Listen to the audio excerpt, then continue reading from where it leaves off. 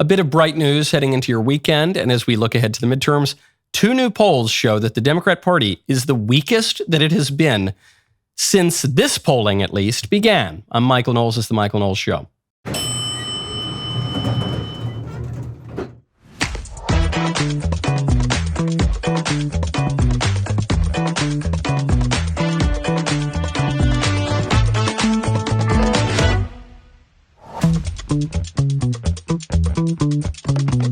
Welcome back to the show. We have more information on the shooter at that ICE facility in Dallas.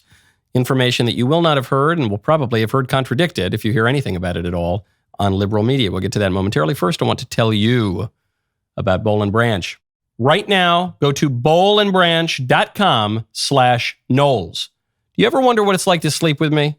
I'll give you a window into this fantasy. It involves a lot of Boll and Branch sheets. Their premium bedding turns any bedroom into a real sanctuary with layers made from the finest 100% organic threads that you can immediately feel. Now, crisp nights in the fall, the autumnal season, mean the kind of deep, comfortable sleep that makes you look forward to bedtime. Transform your bedroom into a personal sanctuary with Boll and Branch's thoughtfully curated bed bundles. Whether you're looking for a simple refresh with new sheets and blankets, or if you're ready for a complete bedroom makeover, these bundles take the guesswork out of creating your perfect sleep environment. Each collection is designed with different sleep preferences in mind, so you can find exactly what you need for your coolest, coziest, and softest night's rest. I've slept on Boll and Branch sheets for years and years. They are absolutely magnificent. They are the best sheets that you are going to get. Boll and Branch makes upgrading your bed easier than ever with curated bundles for a sanctuary of comfort. Limited time, get 20% off bed bundles at bollandbranch.com/Knowles. That's Boll and Branch, BOLLAND branch.com/Knowles, KNWLES, to save up to 20%. Exclusions apply. Barack Obama comes out yesterday. Remember him? He was the president a little while ago. Barack Obama comes out and he's upset because in Republican states, they're drawing up congressional districts in ways the Democrats don't like. Far less egregious ways, by the way, than the Democrats are doing in the Democrat states where they're gerrymandering until kingdom come. But Obama's really upset. And so he says, Republicans can't win on their policies, so they're trying to dodge accountability by rewriting the rules. These lawmakers are going out of their way to silence the will of the people and deliberately undermine our democracy, blah, blah, blah, blah, blah.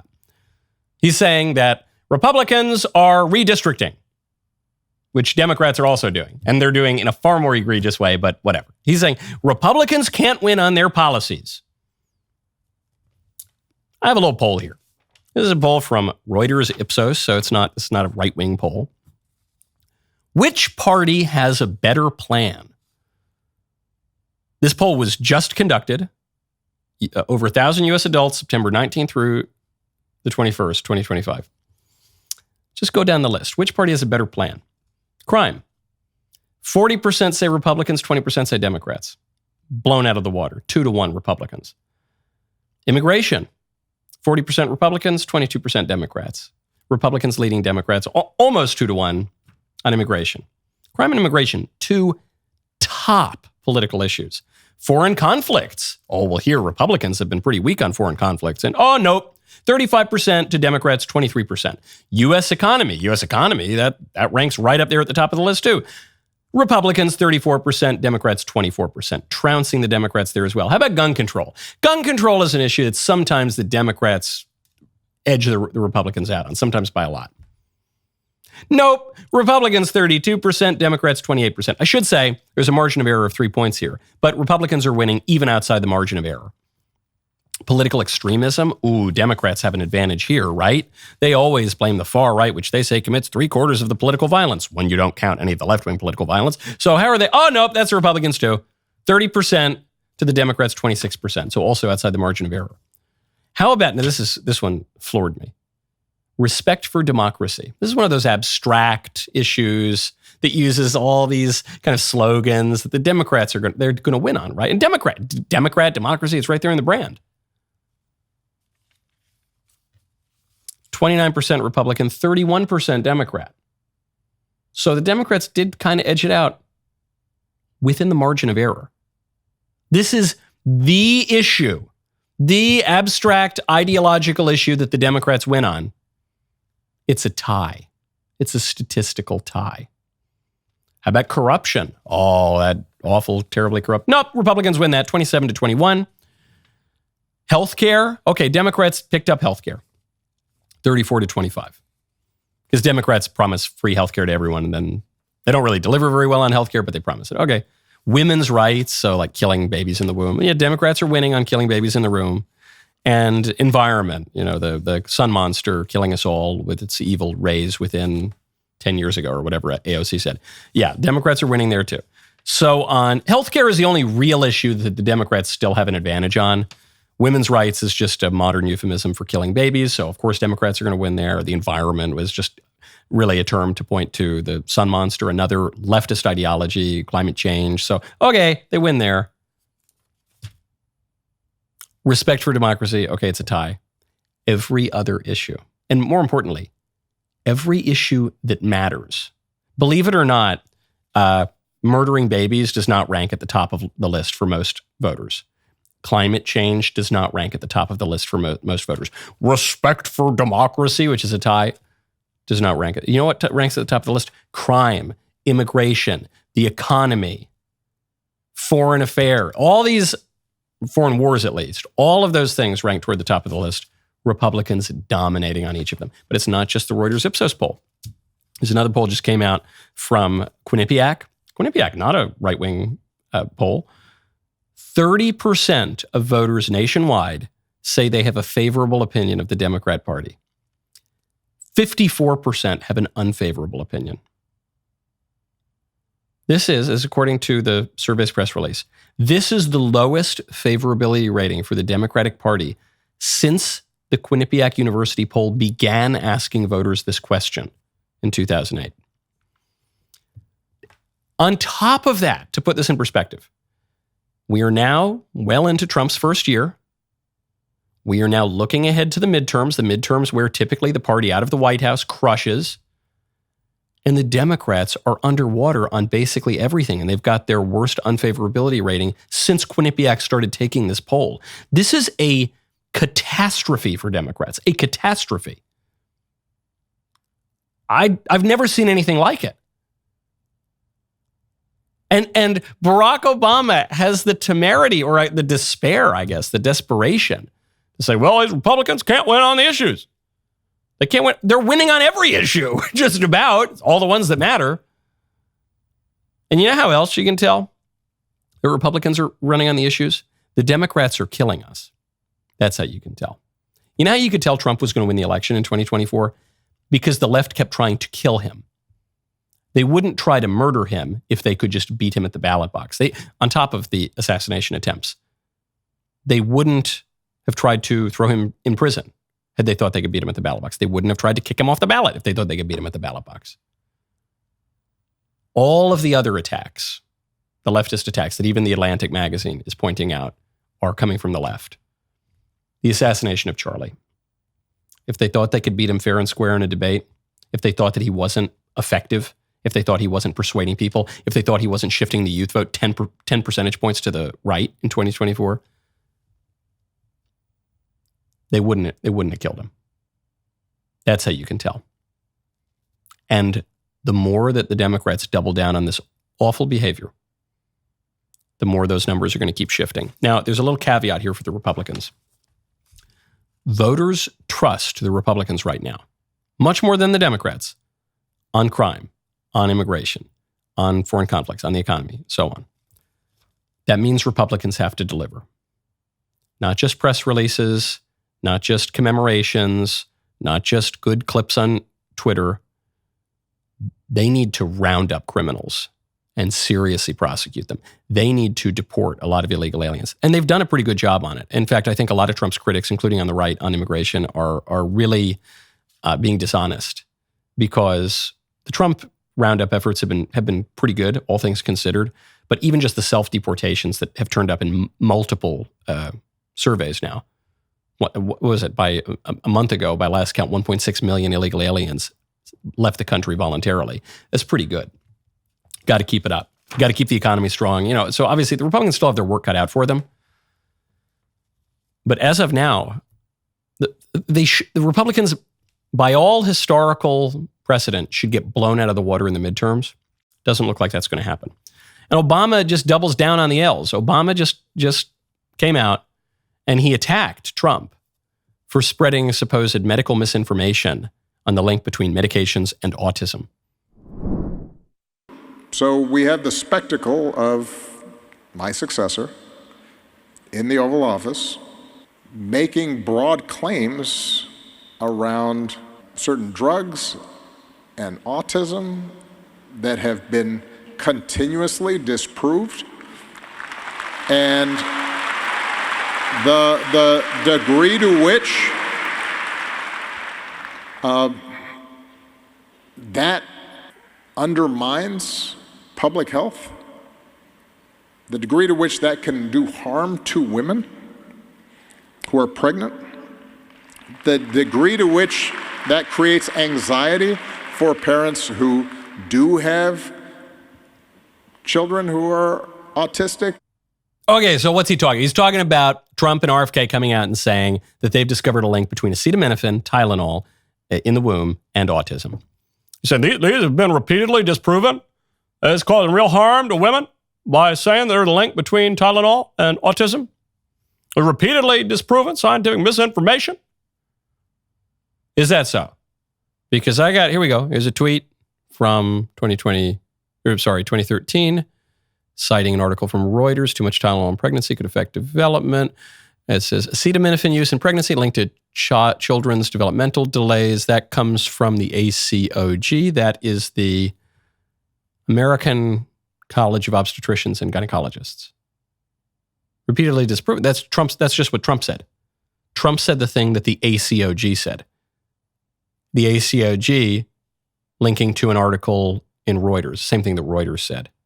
How about Trump saying the same thing that Johns Hopkins University said, taking Tylenol during pregnancy associated with elevated risk for autism, ADHD. Same thing that Harvard University School of Public Health said, using acetaminophen during pregnancy may increase children's autism and ADHD risk. Same thing that Mount Sinai said, same thing that Columbia University said, same thing. Here you go, there's more. What are you talking about repeatedly disproven? It's been repeatedly proven. And now the Department of Health and Human Services is coming out, and now the White House is coming out and say, forget about these guys. Tylenol admitted it. Tylenol, March 7th, 2017. We actually don't recommend using any of our products while pregnant. And there's misinformation saying that pregnant women maybe shouldn't be taking Tylenol. This is very harmful to pregnant women. No, Tylenol said, pregnant women, don't take our products. Barack Obama graduated from Harvard. Right, your alma mater, but two of your alma maters, actually. He started out at that college on the West Coast, but then he transferred into Columbia and then Harvard for graduate school. Both Harvard and Columbia say acetaminophen is linked to autism. So you're denying your own sources of academic credentials. Why? How could Barack Obama be this dense? I'll tell you how. I know exactly how. We'll get to it in 1 second. First, I want to tell you about ExpressVPN. Go to expressvpn.com/Knowles. Facebook, Google, other free services are not actually free. You pay with your personal data. These companies collect your activity and they sell it to advertisers, making you the product, not the customer. Your digital profile gets sold to unknown buyers, marketers, political groups, even foreign governments trying to influence your behavior and voting choices. To protect your privacy and take back control, use a VPN like ExpressVPN. Without online privacy protection, your internet service provider can see every website you visit and legally sell these data in the US. Meanwhile, data brokers worldwide track your IP address to build detailed profiles of your activity. ExpressVPN solves this by routing your traffic through encrypted servers so your ISP has nothing to sell and data brokers cannot track you. I've used ExpressVPN for, I would guess, something like 8 years now. I am a Luddite when it comes to technology, and yet this is simple enough even for me. Your phone, your tablet, your laptop. You just press one button, you're done. You're good. You're good. You're protected. It's the fastest, easiest VPN available. Just one tap activates all of it. Your subscription covers 8 devices, protecting your whole household without any tech expertise. I partnered with ExpressVPN because I want my viewers to have access to this important privacy protection, which is why right now you get an extra 4 months free. ExpressVPN.com/Knowles. ExpressVPN.com/Knowles. KNOWLES, to get an extra 4 months for free. Barack Obama, you got to listen to me. I went to Columbia and Harvard. By the way, I'm going to be speaking at Harvard. I'm giving a speech at Harvard on Thursday, next Thursday. Get excited for that. See you there. How could he be that dense? I'll tell you why. Because Trump is anti-science. Full stop. That is the narrative. That is the premise from which Barack Obama and the liberal media and the medical institutions are operating. They haven't proven that. There's no evidence of that, but that is the premise. Trump is anti-science. So if Trump says something, the opposite has to be the scientific view. So you see how crazily this works, rather. You can have the American College of Obstetricians and Gynecologists come out and say, there is a link between acetaminophen and autism. Trump will say, hey, the ACOG says there's a link between acetaminophen and autism. The ACOG will then change its view. It has to. Because Trump said it. The group says A, Trump says A, the group says not A. That's how it works. That's the rule of thumb. This is how the libs could change their opinion on COVID measures and COVID vaccines based on Trump and based on Trump's supporters. Anything he says must be anti-science. And this plays into the caricature they believe of Trump. They think that Trump is the caricature that they've invented, which is that he's just a bumbling, babbling buffoon. Never mind that he's reached the very heights of success in like 4 industries, right? In real estate, in television, network television, top on network television, in luxury brands, and in politics. The first time he earnestly ran for president, first time he earnestly ran for any public office, he won the highest office in the world, and then became the only one of 2 presidents in American history to serve non-consecutive terms. But he's just a babbling idiot. He has to be. And so because they believe that, they end up contradicting themselves. Okay, that's fine. It's funny, though, because people think Barack Obama, he's this clubbable, erudite, literate. Oh boy, he went to all the fancy schools. He looks ridiculous. He looks ridiculous, but they all do. Okay. Speaking of Trump's political strengths, love this one. So we're looking down the barrel at the midterms. Before the midterms, though, there's a fight happening in Congress right now, and it's a fight over government funding. And it looks like we're going to have a government shutdown by October 1st. The Democrats are obstructing spending, and so they're headed for a shutdown. Okay. Republicans tend to be blamed for government shutdowns. That's the conventional wisdom. So the Democrats are saying, all right, we're going to shut down the government. The Republicans are going to take the blame, and that's going to help us. Okay. Trump loves a good game of chicken, and Trump says, okay, you want to shut down the government? That's fine. Not only will we furlough federal employees during the shutdown, which is to say we'll temporarily send them home from work, and then whenever we resolve the shutdown, we'll bring them back, and we'll probably give them back pay, and it's a little more expensive, but whatever. The White House is saying that they will respond to the government shutdown by permanently firing a bunch of the federal workforce. It's a reduction in force plan that was just sent out to the federal agencies if Congress won't pass the spending bill by October 1st. Trump's reaction, in other words, is make my day. Go ahead. Go ahead. Make my day. And I think it's going to work. I think it's going to work because right now, the Democrats have nothing. They have nothing. Most Americans blame them. Democrats have the highest unfavorability rating they've ever had. Democrats are not trusted on pretty much any issue. So go ahead, screw it up some more. What, you think you have the wind at your sails? You lost the whole government last November. You lost the whole government last November. Republicans were given, by the voters, a unified government, and they already had the Supreme Court because of previous elections. And you would think that your numbers would increase over the ensuing 8-9 months. They've gotten worse. So Trump's saying, you want to shut down the government? Awesome. You've now made it easier for me to do one of the things I promised to the voters that I would do, namely fire you guys working in the federal bureaucracy. So cool. Can't wait. It's awesome. Okay. See ya. It gets back to what Trump said to Zelensky in the Oval Office. He said, you don't have the cards. What are you doing? You don't have any cards. You have nothing. You are so desperate right now that you're murdering innocent, non-office holders, just innocent civilians who are successfully bringing even more voters over to the American right. And your terrorism is being acknowledged even by some on your own side, and your terrorism is making you look even worse. So go ahead. Go ahead and make my day. Speaking of terrorism that seems to be coming from the left, we have some new information. This is coming out from the FBI, Kash Patel posting this. What do we find out now? We know that the shooter showed up to the ICE facility. He was on an adjacent rooftop using a rifle to shoot. It harkened back to the assassination of Charlie Kirk just a couple of weeks ago.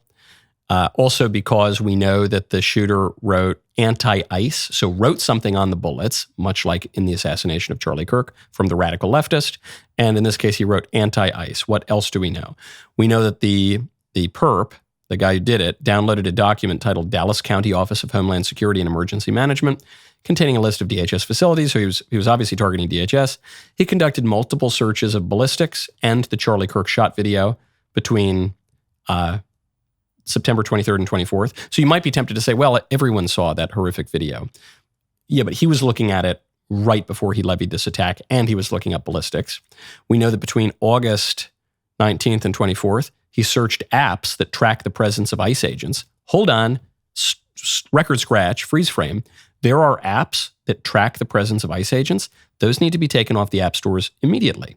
And if they're not taken off of the app stores, then the government needs to bring the full weight of its power on Apple and on Google for hosting those apps, which encourage forms of terrorism.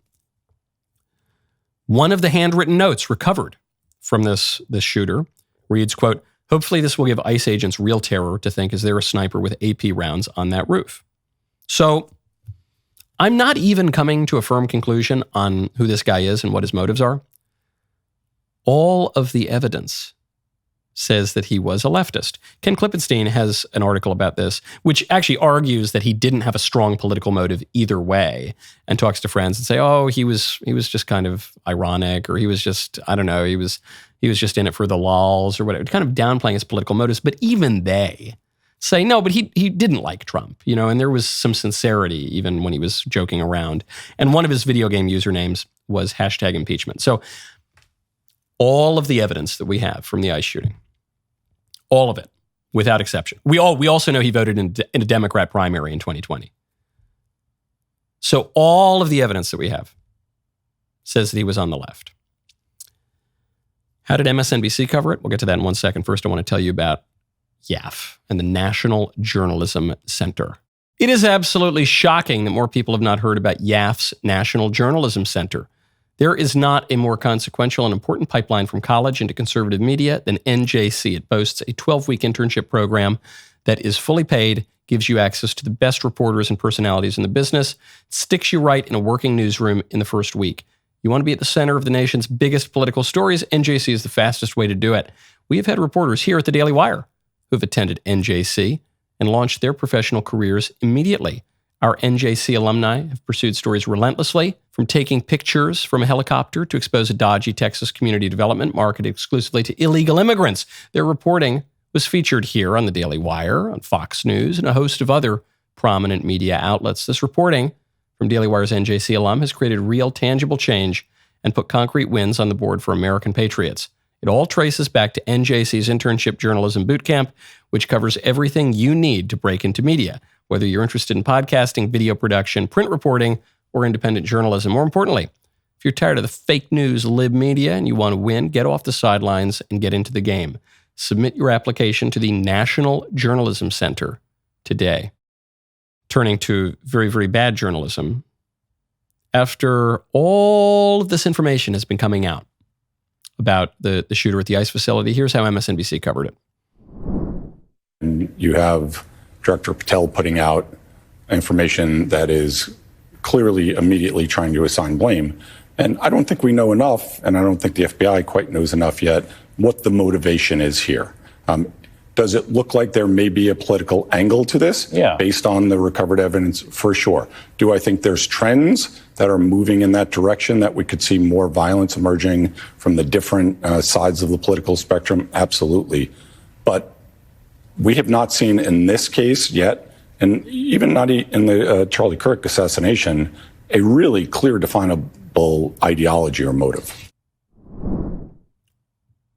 I was simply going to laugh until that last line, when he says, well, we don't see any motives here. It's not clear what the shooter's politics are. Well, I don't know. He shot up an ICE facility and he wrote anti-ICE on there, and his screen name was #impeachment, and he voted in a Democrat primary. And I think we can deduce his politics. But I'm less inclined to laugh because he said the same thing about the Charlie Kirk shooter. The Charlie Kirk shooter who confessed his motives, reportedly, who wrote far left-wing slogans on the bullets that he used to murder Charlie, who murdered Charlie in the first place, one of the most prominent right-wingers in the country, and who confessed his ideological motives, reportedly, allegedly, to his trans furry boyfriend. And this guy, that wasn't just some random bum. He was a particular bum. He's not just a random bum. He's MSNBC's security and intelligence analyst, Christopher O'Leary, saying something so powerfully dumb that it is a wonder. And I have a low expectation of MSNBC, of course, as do we all. But that's shocking even to me. Christopher O'Leary, MSNBC. Christopher O'Leary is either completely ignorant, completely like wind whistling through his ears, does not have synapses firing, has not read anything, might not have functioning senses with which to perceive the world from which we can form conceptions and rational thought. Either completely devoid of that, or he's a liar. And I think the charitable conclusion is that he's a liar. I think that's the nicest thing I can say about him in this context. But people will believe it. This is why it matters. This is why we can't just totally laugh at this. I know people who believe that. I know people who watch the news, like that kind of news, the fake news, who believe that, who are professionals, who go to jobs, who, pay their rent and their mortgage, who are, they're not just like vagrants living on the street. They're not lunatics in padded cells. They're people who, by all appearances, can get along in polite society. And they believe that complete nonsense because a guy in a suit and a tie lied to them on television. That's a big problem. I've never seen a clearer example of it. That's a big, big problem. And I'm not saying that the government should go in and shut it down. If we're talking about some random cable channel, broadcast television is a different story. But I'm not saying that. I'm just saying there has to be some consequence to that. These people should be shunned from the political conversation, I suppose. That guy has no place in a political conversation. He either does not possess the requisite knowledge or is a fraud. A peddler of fraud, a counselor of fraud, as Dante would call Ulysses in the Divine Comedy. No good. So these people are so fringed out that it's being reflected in polls, like quite clearly in polls. Meanwhile, Trump claims the center. And this story really, really got me.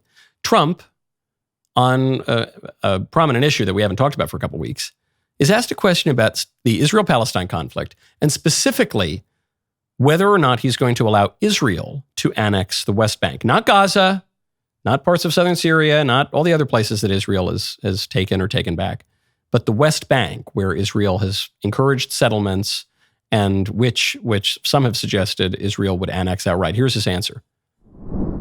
Did you promise leaders this week that you would not allow Israel to annex the West Bank? Is that something that you I will not allow Israel to annex the West Bank. No, I will not allow it. It's not going to happen. Did you speak with Netanyahu about this directly? Yeah, but I'm not going to allow it. Whether I spoke to him or not, I did. But I'm not allowing Israel to annex the West Bank. There's been enough. It's time to stop now, okay? Yes, please. What's so amazing about Trump's reaction is what he's just articulated is the least popular view on the Israel-Palestine conflict. And it happens to be precisely my view that I have articulated for a very long time at this point, years at this point. Namely, you've got two sides. The Israel at all costs, Zionism, do or die side, and the people who stub their toes in the morning and think it's some dastardly Jew in Tel Aviv. Those tend to be the two sides. The one side that says Israel is the most moral nation ever, the most moral army that's never done anything wrong, that is not sus at all, and that needs to conquer every nation around it. Or the side that somehow manages to connect every problem that has ever existed in the history of the world to the nation state of Israel founded in 1948. And my view is, I broadly support Israel. I recognize that we have had roughly 1,400 years of conflict with political Islam. Broadly support Israel. But I've got some questions about Israel's conduct. And I don't think that Israel's national interest and the American national interest are synonymous on every issue. And I think that in some cases, the state of Israel needs to be restrained.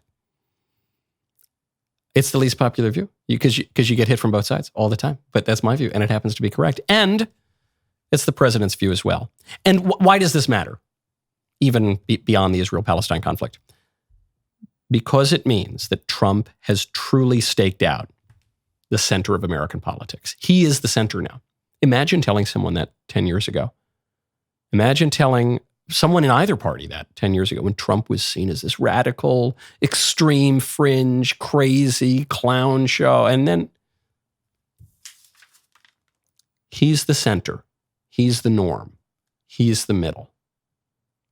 The further you are from Trump's position on at least many or most issues, I guess, the further you are to the fringes. That's an amazing political accomplishment. It's very good for the country. Speaking of foreign affairs, there's just one story I have to get to. China has just been caught digitally altering a film to turn a gay couple straight. I love this. This story is from The Guardian, I think. Yeah. Horror film digitally altered in China to make a gay couple straight. And you can see right here, here's the original. It's just a couple of fellas. And then here they turn the shorter fella into a chick. Actually not a bad looking lady. And so this was caught. It's some movie called Together, starring Dave Franco and Alison Brie, released into certain theaters in China on September 12th. And in this one scene where the Chinese concluded that their chija tropa, it was a little too lavender, they just changed it and made it a chick. And this is probably not great for art in the sense that you don't want to ex post facto alter someone else's art to fit your own narrative. But broadly speaking, I'm here for it. I'm here by. Do people still say based? Based is like old now, right? It's kind of defunct lingo. But is that, if we could still say it, is that, how do you say based in Mandarin? Or Szechuan? I don't, it's not, hear me out.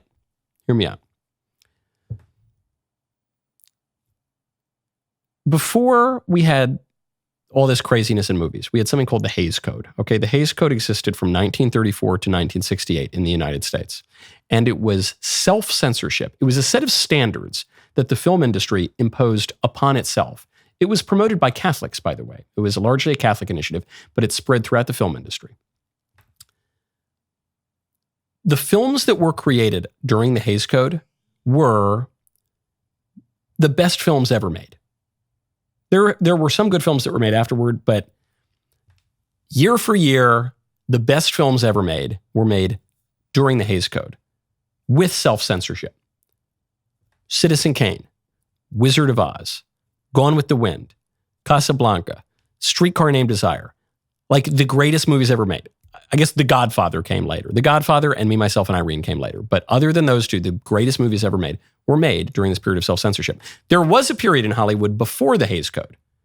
The movies that were made then were freaky, pervy trash as well. Movies like that, movies like Freaks. You know, there's that scene that kind of goes around sometimes where it's a bunch of like deformed people and midgets and like whores and things. And it's like, oogle goggle, one of us is freaky. It's really weird, freaky stuff. And it's not high art. So I'm not saying that what China's doing here, removing the LGBT LMNOP stuff after the fact is the best idea. That does compromise artistic integrity. But it's probably the second best idea. The best idea would be to reestablish standards in movies, ideally self-imposed standards. The libs say we can't do that because that would limit artistic expression or whatever.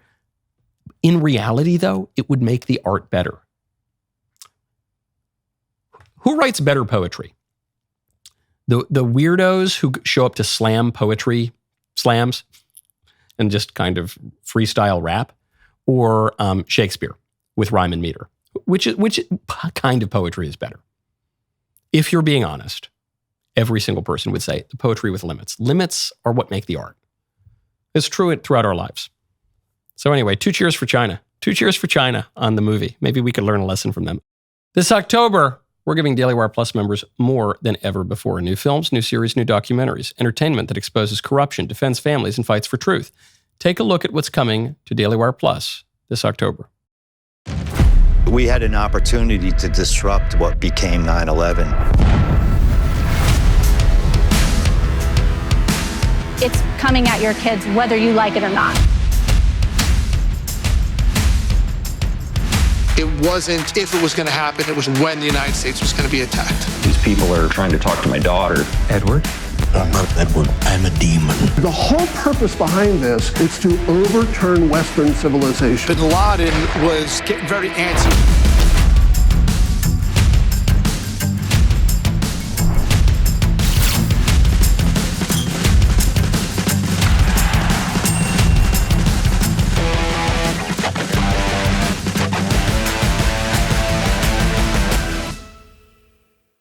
Do not miss it. Go to dailywireplus.com to join. Get 40% off new Daily Wire Plus annual memberships with code FALL40 at checkout.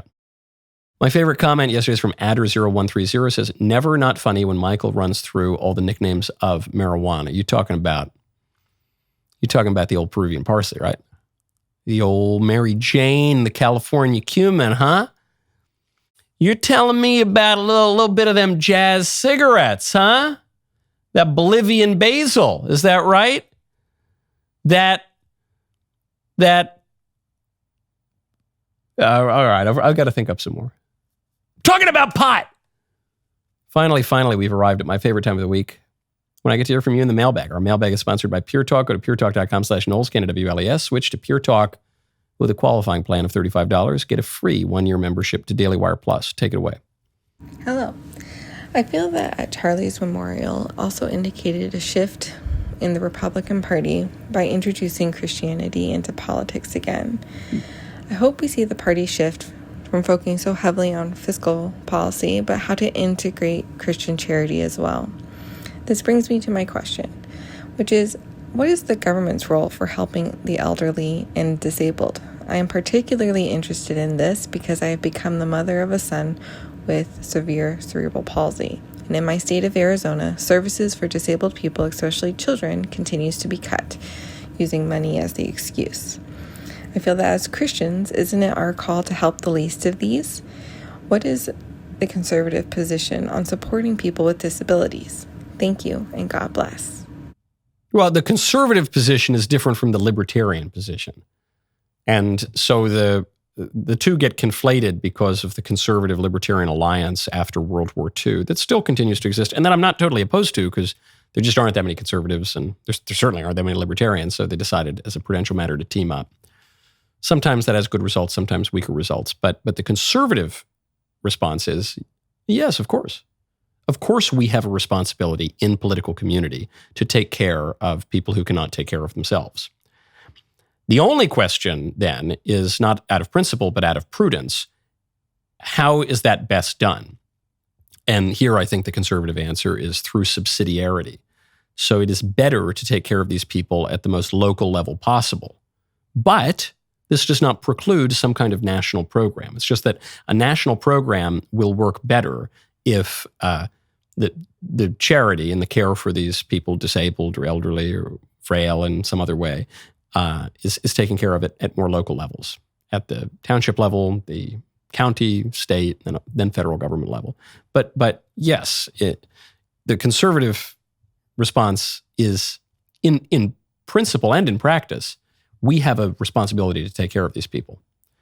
The libertarian response would be that the government absolutely does not have a responsibility and should not take care of these people, because we need to spur the invisible hand of the free market to take care of these people through charity that will be crowded out if the government does anything.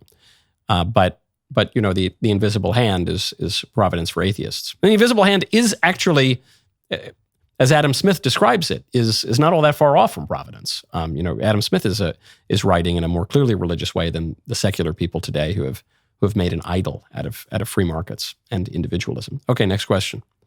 Good morning, Michael. I'm a college student and engaged to my high school sweetheart of 4 years, and I was raised Baptist. Recently, I've done research into early church history to be better equipped to defend my faith. And in doing so, I've unexpectedly realized that all roads might just lead to Rome. I've brought this up in conversation with my fiance and older and younger men in my church, and everyone is very weary about my interest in the Catholic Church.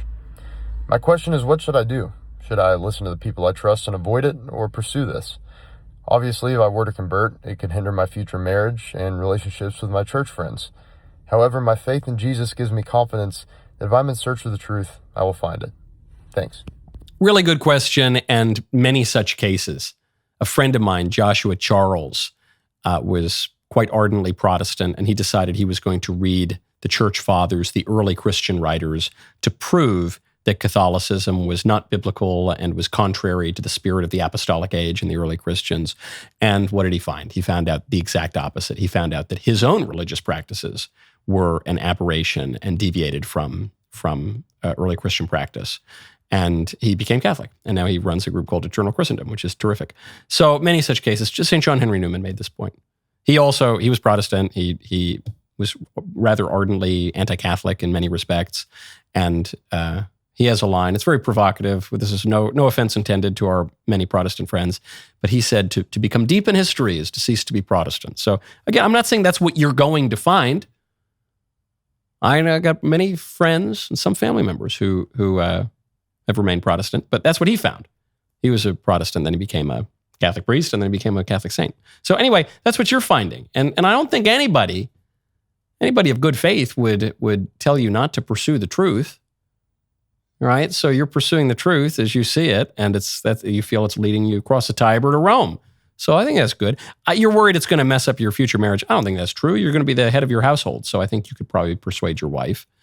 As for some church friends, I hope it doesn't mess up your friendships with your old church, or I hope it doesn't. In some cases it will. Friends come and go sometimes in life. Even if we try to maintain all of our friendships, that's just what happens. So I hope, if they're going to ditch you over that, they probably weren't great friends in the first place. But anyway, you're not asking me. You're not asking me for permission. I think you've already come to your conclusion, and maybe you just want a little encouragement in that, which I do encourage you. Okay, next question. Hi, Michael. I'm 21. I just graduated college, and I'm living in Utah. My friends and I went to Charlie Kirk's event last week, and we were standing pretty close up. We were obviously pretty scarred and traumatized by that event. After a few days of grieving, I decided I don't want to be quiet anymore. I want to be open and proud about my love for my country, about my politics, about my love for Jesus. But now I feel like such a squish. This week at work, a trans coworker tried to talk politics with me, and I just kind of brushed them off and left because I didn't want to get in a big, huge fight at work, create a toxic work environment, or get reported or anything. But yeah, I just feel like a squish for backing down. I want to stand strong, but also keep the peace at work. What would you have done? Love the show. Thanks, Michael. Good question. It's a tough question because, first of all, I wouldn't be too hard on yourself. You're processing a very serious trauma that was both a national trauma and for you a personal trauma. So, it's okay to freeze up a little bit. I get it. However, what should you do in the future? Because you're dealing with a liberal coworker, and the liberals are always flamboyant about their politics, and they never shut up about it in the workplace and all sorts of inappropriate places. And on top of that, you're dealing with someone who's profoundly mentally ill and potentially violent. So what do you do? If it were me, I'll just tell you what I do. I'm open about my politics when asked about it. I don't volunteer it all the time. I mean, it's kind of, I have a public platform, so it comes with the territory.